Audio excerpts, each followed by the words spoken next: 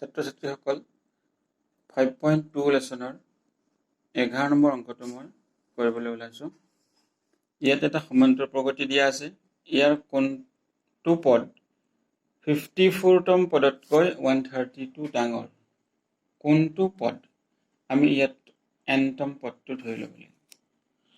ধৰা হ'ল nতম পদ। nতম পদ 54তম পদতকৈ 132 ডাঙৰ। 132 ডাঙৰ।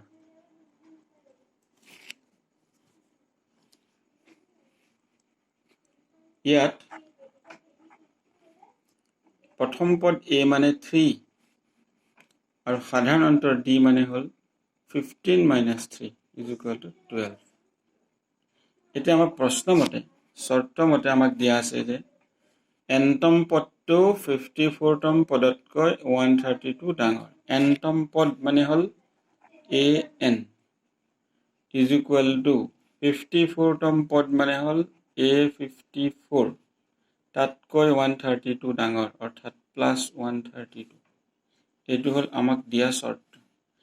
এই দিয়া চৰ্তটোৰ পৰা আমি nৰ মানটো উলিয়াব লাগিব। an আমি জানো যে an = a + n - 1 × d। a54 মানে হ'ল a + 53d + 132।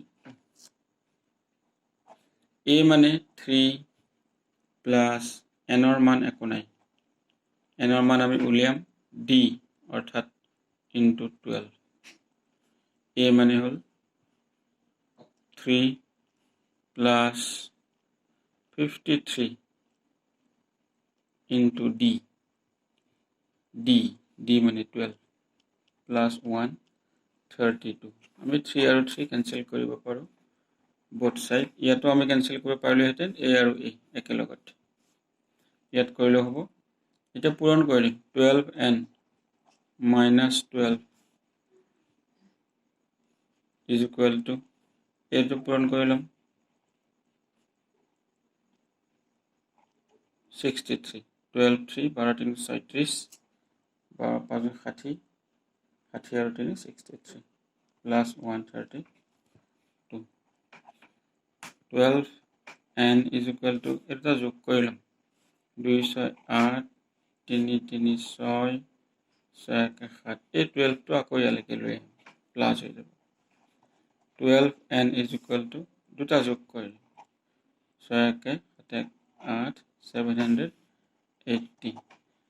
n = 780 / 12।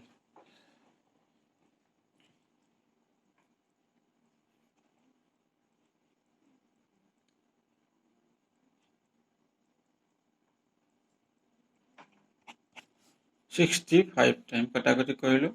nৰ মান হ'ল 65। এতিয়া আমাক প্ৰশ্নটো সুধিছিল কোনটো পদ nতম পদতকৈ 132 ডাঙৰ? আমি পালোঁ যে 65তম পদটো nতম পদতকৈ 132 ডাঙৰ। এতেকে 65তম পদটো 54তম